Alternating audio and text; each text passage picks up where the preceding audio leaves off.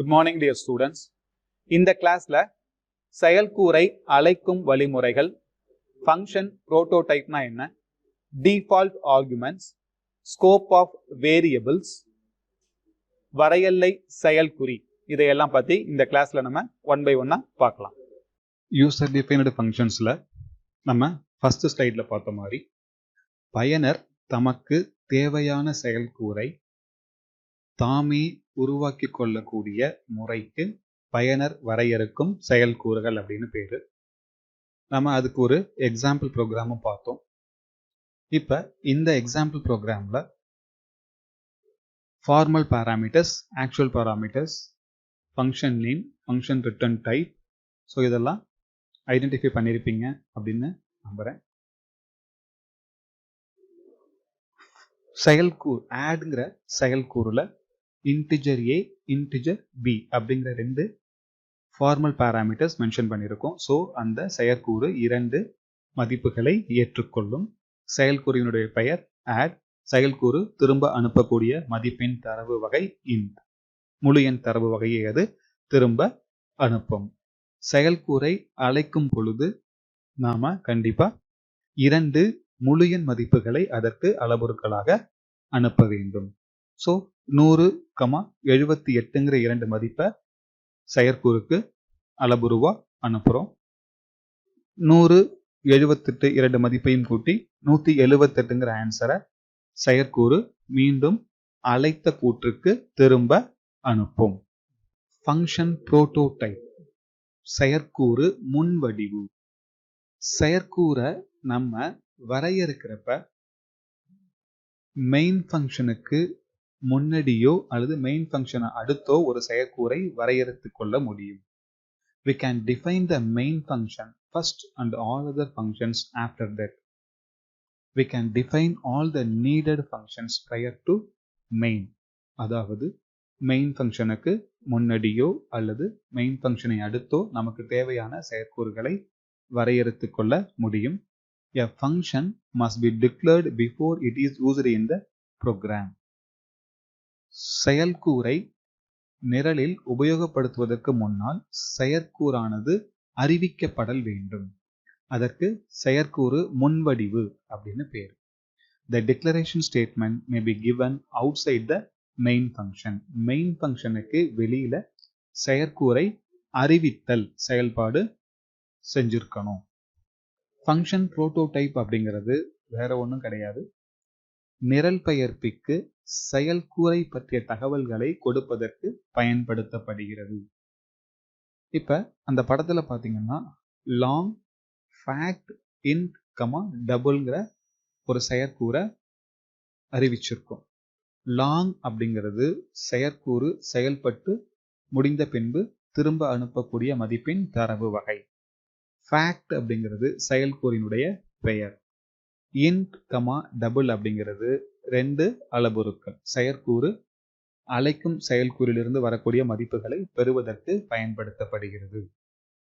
செயற்கூறு முன்வடிவுல அளவுருக்களுக்கு உண்டான மாறிகளை மென்ஷன் பண்ணணுங்கிறது கட்டாயம் கிடையாது. தரவு வகையை மட்டும் மென்ஷன் பண்ணா போதும். The prototype above provides the following information to the compiler. The return value of the function of its type long. செயற்கூறு திரும்ப அனுப்பக்கூடிய மதிப்பின் தரவு வகையை நிரல் பெயர்ப்பிக்கு உணர்த்துவதற்கு பயன்படுகிறது. Fact is the name of the function. செயல்கூறினுடைய பெயர். அந்த செயல்கூறு இரண்டு அளவுருக்களுடன் அழைக்கப்படுதல் வேண்டும். முதல் அளவுரு முழு எண் தரவு வகையை சார்ந்தது, இரண்டாவது அளவுரு டபுள் தரவு வகையை சார்ந்தது அப்படிங்கிற தகவல்களை நிரல் பெயர்ப்பிக்கு உணர்த்துவதற்கு பயன்படுகிறது. ஃபங்க்ஷன் புரோட்டோடைப்புக்கான ஒரு எக்ஸாம்பிள் ப்ரோக்ராம் கொடுத்திருக்கோம். மெயின் ஃபங்க்ஷனுக்கு மேல int add int x, int y அப்படிங்கிற ஒரு செயல்கூறை அறிவிச்சிருக்கேன். செயல்கூறினுடைய பெயர் ஆட், செயல்கூறு திரும்ப அனுப்பும் மதிப்பின் தரவு வகை இன்ட், இரண்டு அளவுருக்களை ஏற்றுக்கொள்ளும், இரண்டுமே முழு எண் தரவு வகையை சார்ந்தது.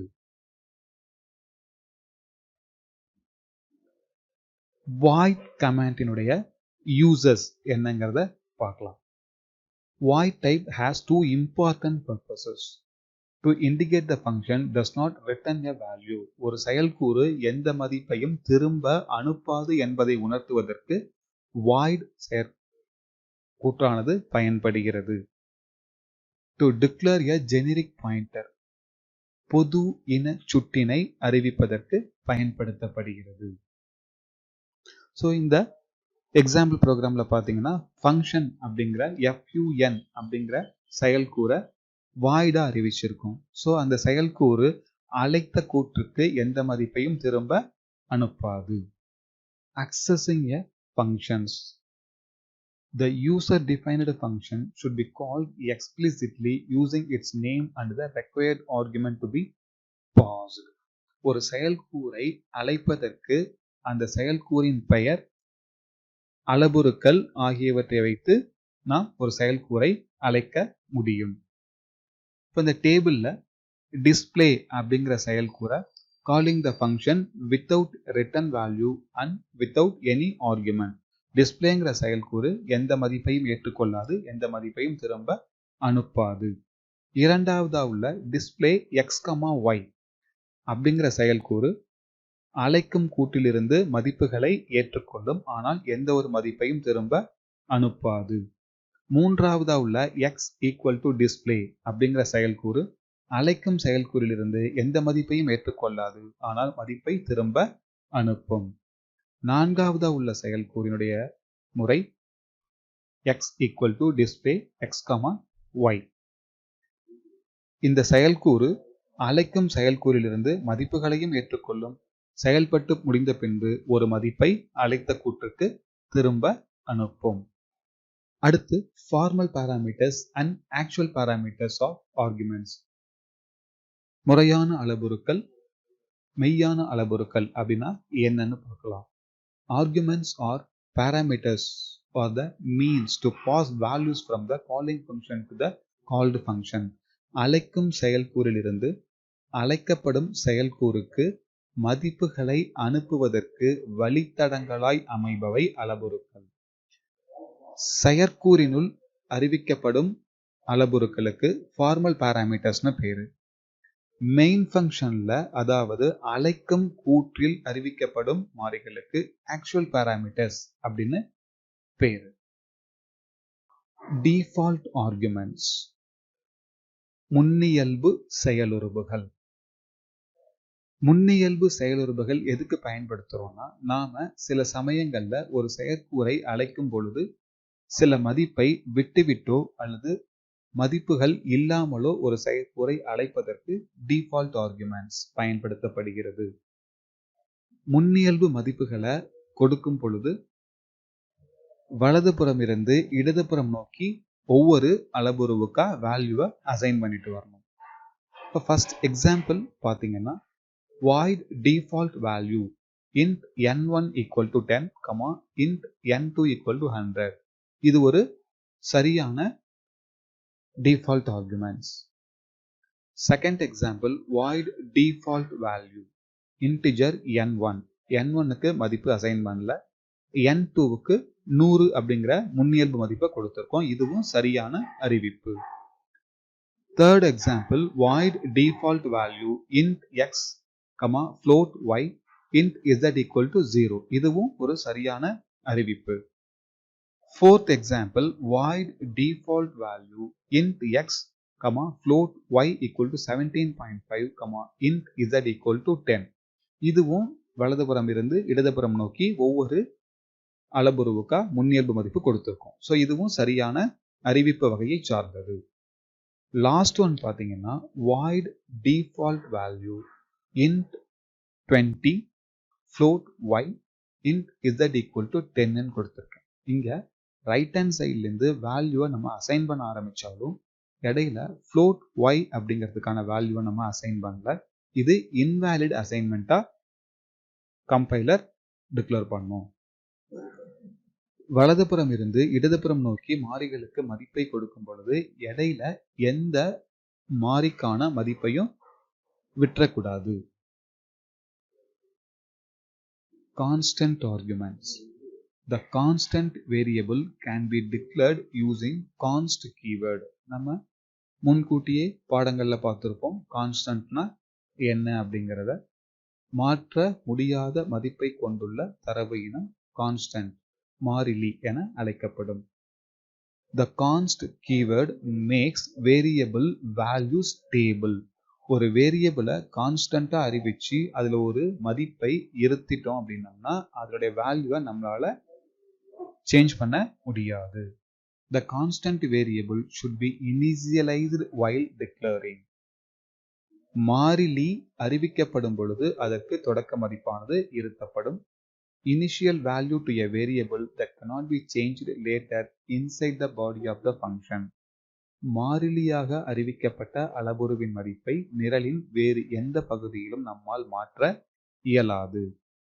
ஒரு அளவுருவை கான்ஸ்டன்ட் அளவுருவா அறிவிக்கிறதுக்கான தொடரியல் கீழே கொடுத்திருக்கோம்.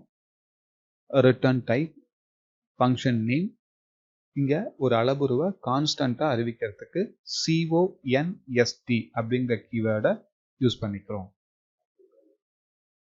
எக்ஸாம்பிள் பார்த்தீங்கன்னா int minimum CONST integer a equal to 10 கொடுத்திருக்கேன்.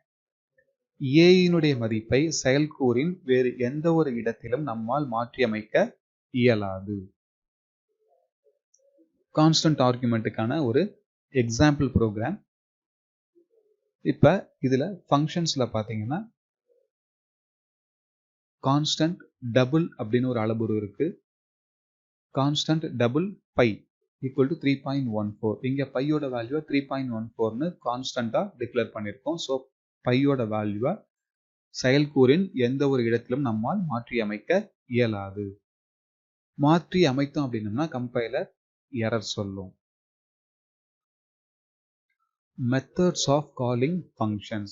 In C++, the arguments can be passed to a function in two ways. Based on the method of passing the arguments, the function calling methods can be classified as call by value method, call by reference or address method. அழைக்கும் செயல்கூறிலிருந்து அழைக்கப்படும் செயல்கூறுக்கு அளவுருக்களை அனுப்பும் முறையை வைத்து இரண்டு வகையா பிரிக்கலாம். ஒன்று கால் பை வேல்யூ மெத்தட், மதிப்பு மூலம் அழைத்தல். இரண்டாவது குறிப்பு மூலம் அழைத்தல். கால் பை வேல்யூ அப்படிங்கிறதுனா this method copies the value of an actual parameter into the formal parameter of the function. In this case, changes made to formal parameter within the function will have no effect on the actual parameter. மதிப்பு மூலம் அழைத்தல் முறையில முறையான அளவுருக்களில் செய்யப்படும் மாற்றங்கள் மெய்யான அளவுருக்களில் பாதிப்பை ஏற்படுத்தாது. ஏன் அப்படின்னு கேட்டீங்கன்னா, மதிப்பு மூலம் அழைத்தல் முறையில முறையான அளவுருக்களுக்கும் மெய்யான அளவுருக்களுக்கும் நினைவக பகுதி தனித்தனியாக ஒதுக்கப்பட்டிருக்கும். அதனால முறையான அளவுருக்கள்ல நாம எந்த மாற்றத்தை செய்தாலும் அது மெய்யான அளவுருக்கள்ல பாதிப்பை ஏற்படுத்தாது. கால் பை ரெஃபரன்ஸ் ஆர் அட்ரஸ். இந்த மெத்தட்ல பாத்தீங்கன்னா முறையான அளவுருக்களுக்கும் மெய்யான அளவுருக்களுக்கும் நினைவக பகுதி ஒரே நினைவக பகுதி மட்டுமே ஒதுக்கப்படும். மெய்யான அளவுருக்களின் மாற்று பெயராக முறையான அளவுருக்கள் செயல்படுத்தப்படும். அப்ப மெய்யான அளவுருக்களும் முறையான அளவுருக்களும் ஒரே நினைவக பகுதியை மட்டுமே குறிக்கும். இங்க முறையான அளவுருக்கள்ல நீங்க எந்த மாற்றத்தை செய்தாலும் அது மெய்யான அளவுருக்களிலும் பாதிப்பை ஏற்படுத்தும். ஏன் அப்படின்னா இரண்டு அளவுருக்களுக்குமே, அதாவது மெய்யான அளவுருக்களுக்கும் முறையான அளவுருக்களுக்கும் ஒரே நினைவக பகுதியே ஒதுக்கப்பட்டிருக்கும். Inline functions. இன்லைன் ஃபங்க்ஷன்ஸ் ஏன் யூஸ் பண்றோம்னா, நார்மல் ஃபங்க்ஷன்ஸ்ல அழைக்கும் செயல்கூறிலிருந்து கட்டளையானது செயல்கூறுக்கு தாவி அங்கு செயல்பாட்டை செய்து மதிப்பை திரும்ப அழைக்கும் செயல்கூற்றுக்கு எடுத்துட்டு வரும். இதற்கு செயல்படும் நேரம் அதிகமாகும். இன்லைன் ஃபங்க்ஷனுடைய பயன்பாடு என்னன்னு கேட்டீங்கன்னா, அழைக்கும் செயல்கூறு எந்த செயல்கூறை அழைக்குதோ அந்த செயல்கூறில் உள்ள கட்டளைகள் அனைத்தையும் மெயின் செயல்கூறில் பதிலீடு செய்யப்படும். இதனுடைய டிராபேக், இது அதிக நினைவகத்தை எடுத்துக்கொள்ளும், ஆனால் வேகமாக செயல்படும். Inline function executes faster but requires more memory space. Inline functionக்கு ஒரு எக்ஸாம்பிள் கொடுத்திருக்கோம். Inline functionை டிக்ளேர் பண்றதுக்கு நம்ம நார்மலா ஒரு செயல்கூறை அறிவித்தலுக்கு முன்பு inline அப்படிங்கிற கீவேர்டை அதுல சேர்த்துக்கணும்.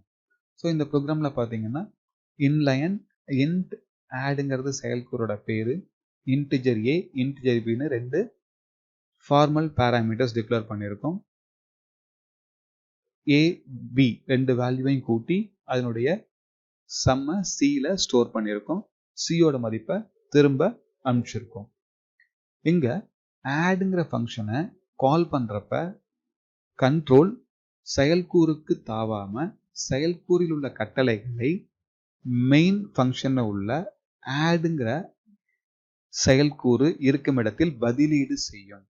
ஸோ நினைவக பகுதி அதிகமாக தேவைப்படும், ஆனால் இது வேகமாக செயல்படுத்தப்படும்.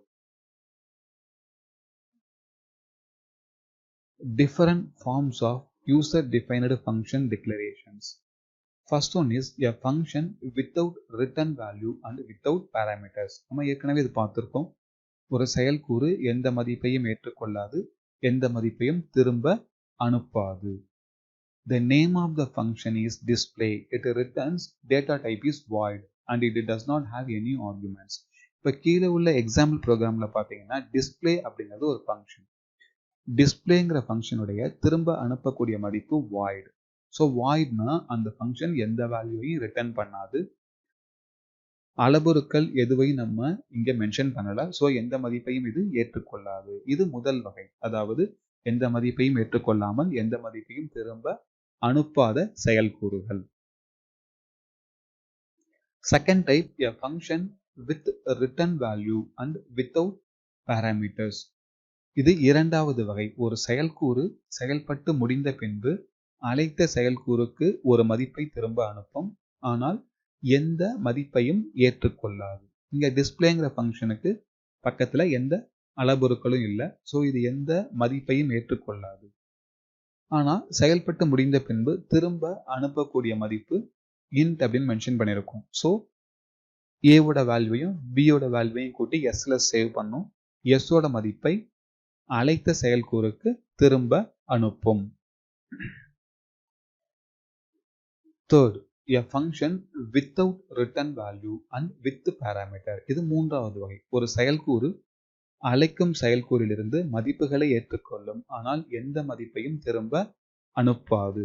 இப்போ டிஸ்பிளேங்கிற ஃபங்க்ஷனுக்கு பக்கத்தில் ரெண்டு அளவுருக்கள் இருக்கு, integer X comma integer y. எனவே இது இரண்டு முழு எண் அளவுருக்களை ஏற்றுக்கொள்ளும். திரும்ப அனுப்பக்கூடிய மதிப்பு வாய்டுன்னு கொடுத்துருக்கோம். அதனால இது செயல்பட்டு முடிந்த பின்பு எந்த மதிப்பையும் திரும்ப அனுப்பாது. A function with return value and with parameter. இது fourth type. செயல்கூறானது மதிப்புகளை ஏற்றுக்கொண்டு செயல்பட்டு முடிந்த பின்பு ஒரு மதிப்பை திரும்ப அனுப்பும். இப்ப டிஸ்பிளேங்கிற ஃபங்க்ஷனுக்கு பக்கத்துல இரண்டு முழு எண் அளவுருக்கள் கொடுத்திருக்கோம், integer X comma integer Y. செயல்கூறு செயல்பட்டு முடிந்த பின்பு திரும்ப அனுப்பக்கூடிய மதிப்பின் தரவு வகை இன்ட்னு மென்ஷன் பண்ணியிருக்கோம். ஸோ இந்த செயல்கூறு இரண்டு அளவுருக்களை ஏற்றுக்கொள்ளும், செயல்பட்டு முடிந்த பின்பு ஒரு மதிப்பை திரும்ப அனுப்பும். ரிட்டர்ன் ஃபங்க்ஷனுடைய ஒர்க் என்னன்னு கேட்டீங்கன்னா, செயல்கூறு செயல்பட்டு முடிந்த பின்பு கண்ட்ரோலை திரும்ப அழைத்த கூற்றுக்கு டிரான்ஸ்ஃபர் பண்ணும். ரிட்டர்னிங் ஃப்ரம் ஃபங்க்ஷன், செயல்கூறிலிருந்து அழைத்த கூற்றுக்கு கட்டளையை திரும்ப அனுப்புவதற்கு ரிட்டர்ன் அப்படிங்கிற கூற்று பயன்படுத்தப்படுகிறது. Returning from the function is done by using the return statement. The return statement stops execution and returns to the calling function. When a return statement is executed, the function is terminated immediately at that point. Return function mention பண்றதுக்கு syntax return, expression or variable. கீழ 3 example இருக்கு. return a plus b, a ஓட மதிப்பையும் b ஓட மதிப்பையும் கூட்டி அழைத்த கூற்றுக்கு திரும்ப அனுப்பும். return a ஓட மதிப்பை அழைத்த கூற்றுக்கு திரும்ப அனுப்பும். return கட்டுப்பாட்டை அழைத்த கூற்றுக்கு திரும்ப அனுப்பும். recursive functions. recursive function அப்படிங்கிறது ஒரு செயற்கூறு தன்னைத்தானே அழைத்துக் கொள்ளுமாயின் அது recursive function அப்படின்னு பேரு. A function that calls itself is known as recursive function and this technique is known as recursion. இப்போ இந்த எக்ஸாம்பிள் ப்ரோக்ராம்ல பாத்தீங்கன்னா ஃபேக்டோரியல்ங்கிற செயல்கூறை ஃபேக்டோரியல்ங்கிற காலிங் ஃபங்க்ஷன் மூலமா தன்னைத்தானே மீண்டும் மீண்டும் அழைச்சு அந்த ஒரு நம்பரினுடைய ஃபேக்டோரியல் மதிப்பை கண்டுபிடிச்சிருக்கோம். ஸோ இந்த ஃபங்க்ஷன் வந்து ரிகர்சிவ் ஃபங்க்ஷன். இது ஒரு செயல்கூறு தன்னைத்தானே மீண்டும் அழைத்துக் கொள்ளுமாயின் அந்த செயற்கூறுக்கு பேர் வந்து recursive function. Scope rules of variables. மாறியினுடைய வரை எல்லைகள். மாறியினுடைய வரை எல்லைகளை 4ஆ பிரிக்க முடியும். First one is local scope, second one function scope, third one global variables, fourth one class scope. Local scope அப்படிங்கிறது ஒரு தொகுதிக்குள் வரையறுக்கப்படும் மாறிகளுக்கு பேரு லோக்கல் ஸ்கோப், உள்ளமை மாறிகள். இரண்டாவதா ஃபங்க்ஷன் வேரியபிள்ஸ் அல்லது ஃபங்க்ஷன் ஸ்கோப். ஒரு செயற்கூறினுள் அறிவிக்கப்படும் மாறிகளுக்கு ஃபங்க்ஷன் வேரியபிள் அப்படின்னு பேரு. மெயின் ஃபங்க்ஷனுக்கு மேல அறிவிக்கக்கூடிய மாறிகளுக்கு பேரு குளோபல் வேரியபிள்ஸ். கிளாஸ் வேரியபிள் அப்படிங்கிறது நம்ம வரக்கூடிய பாடங்கள்ல பார்க்கலாம். Local scope. A local variable is defined within a block.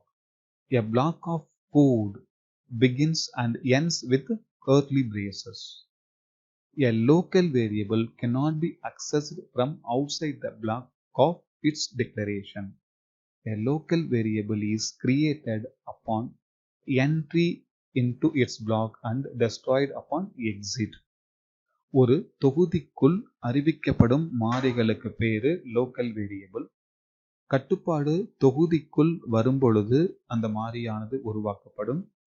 கட்டுப்பாடு அந்த தொகுதியை விட்டு செல்லும் பொழுது அந்த மாறி நினைவகத்தை விட்டு நீக்கப்படும். ஒரு தொகுதிக்குள் அறிவிக்கப்படும் மாறிய அந்த தொகுதியை விட்டு வெளியிலிருந்து நம்மால் அணுக முடியாது. இப்ப இந்த எக்ஸாம்பிள் ப்ரோக்ராம்ல பாத்தீங்கன்னா இன்டிஜர் டி அப்படிங்கிறது ஒரு தொகுதிக்குள்ள அறிவிச்சிருக்கோம். ஸோ அது லோக்கல் வேரியபிள். இப்போ டீங்கிற வேரியபிளை அந்த தொகுதியை விட்டு வெளியில நம்மளால அக்சஸ் பண்ண முடியாது. அக்சஸ் பண்ண ட்ரை பண்ணோம்னா கம்பைலர் எரர் சொல்லும். அடுத்து function scope. The scope of variables declared within a function is extended to the function block and all the sub blocks of therein. The lifetime of a function scope variable is the lifetime of the function block. The scope of formal parameters is function scope. ஒரு செயற்கூறில் அறிவிக்கப்படும் மாறியானது அந்த செயற்கூறு முழுமைக்கும் பொதுவானது. அந்த செயற்கூறிலும் அந்த மாறியை பயன்படுத்திக்கலாம். அந்த செயற்கூறுக்கு உள்ள சப் ப்ரோக்ராம்ஸ்லையும் அந்த மாறியை நம்மால் பயன்படுத்திக் கொள்ள முடியும். செயற்கூறு மாறியின் வரையெல்லையானது அந்த செயற்கூறு செயல்பட்டு முடியும் வரை இருக்கும். File scope. A variable declared above all the block and functions as the scope of a file. The lifetime of a file scope variable is the lifetime of a program. File scope அப்படிங்கிறது எல்லா தொகுதிகளுக்கும் மேலாக, குறிப்பாக main ஃபங்க்ஷனுக்கு மேல ஒரு வேரியபிளை declare பண்ணிருந்தோம்னா அது global variable, file scope variable அப்படின்னு பேரு. இப்போ இந்த எக்ஸாம்பிள் ப்ரோக்ராம்ல பாத்தீங்கன்னா int file underscore variable equal to 20ன்னு ஒரு வேரியபிளை டிக்ளேர் பண்ணியிருக்கோம். அது ஃபைல் ஸ்கோப் வேரியபிள். இந்த கோப்பு செயல்பட்டு முடியும் வரை இந்த மாறியானது நினைவகத்தில் இருத்தப்பட்டிருக்கும். அடுத்து ஒன்று ஸ்கோப் ரெசல்யூஷன் ஆபரேட்டர், வரையெல்லை செயற்குறி. வரையெல்லை செயற்குறி அப்படிங்கிறது ஒரு மாறியினுடைய மறைந்திருக்கும் வரையெல்லையை வெளிப்படுத்துவதற்கு பயன்படுத்தப்படுகிறது. அதாவது இரண்டு மாறிகள் ஒரே பெயரில் ஒரு நிரலில் இருக்கும் பொழுது விரிவான வரையெல்லை கொண்ட மாறியை அணுகுவதற்கு குறிப்பதற்கு வரையெல்லை செயற்குறியானது பயன்படுத்தப்படுகிறது. இப்போ இந்த ப்ரோக்ராம்ல இன்டிஜர் எக்ஸ் ஈக்குவல் டு 45ன்னு ஒரு வேரியபிள் டிக்ளேர் பண்ணியிருப்போம் மெயின் ஃபங்க்ஷனுக்கு மேலே. ஸோ அது குளோபல் வேரியபிள். மெயின் ஃபங்க்ஷனுக்கு உள்ள இன்டிஜர் எக்ஸ் ஈக்குவல் டு 10ன்னு ஒரு லோக்கல் வேரியபிள் டிக்ளேர் பண்ணியிருப்போம். ஸோ இங்கே எக்ஸுங்கிற பேரில் 2 வேரியபிள்ஸ் இருக்கு. இப்போ மெயின் ஃபங்க்ஷனுக்கு மேலே உள்ள எக்ஸுங்கிற வேரியபிளை அக்சஸ் பண்ணணும்னா எக்ஸுங்கிற வேரியபிளுக்கு முன்னாடி வரையெல்லை செயற்குறியை பயன்படுத்தணும். வரையெல்லை செயற்குறி விரிவான வரையெல்லை கொண்ட மாறியை அணுகுவதற்கு பயன்படுத்தப்படும். ஸ்டூடெண்ட்ஸ், நம்ம இதுவரைக்கும் செயல்கூறுகள்னா என்ன, ஒரு செயல்கூறை எப்படி உருவாக்குவது, செயல்கூறின் வகைகள், பயனர் வரையறுக்கும் செயல்கூறுகள், முன்கூட்டியே வரையறுத்து வைக்கப்பட்டுள்ள செயல்கூறுகள், இதையெல்லாம் பற்றி பார்த்துருக்கோம். மேலும் ஃபங்க்ஷன் புரோட்டோடைப்னா என்ன, டிஃபால்ட் ஆர்குமெண்ட்ஸ்னா என்ன, ஒரு மாறியினுடைய வரையெல்லை எந்த அளவுக்கு இருக்கும், வரையெல்லை செயல்குறி, இதையெல்லாம் பற்றி நம்ம இந்த பாடத்தில் பார்த்தோம். மேலும் இந்த பாடத்தினுடைய பயிற்சி வினாக்களை நீங்கள் ஒர்க் பண்ணி பார்த்தீங்கன்னா இந்த பாடத்தை உங்களுக்கு மேலும் எளிமையாக புரிதலுக்கு வழிவகுக்கும். நம்ம அடுத்த கிளாஸில் சந்திக்கலாம்.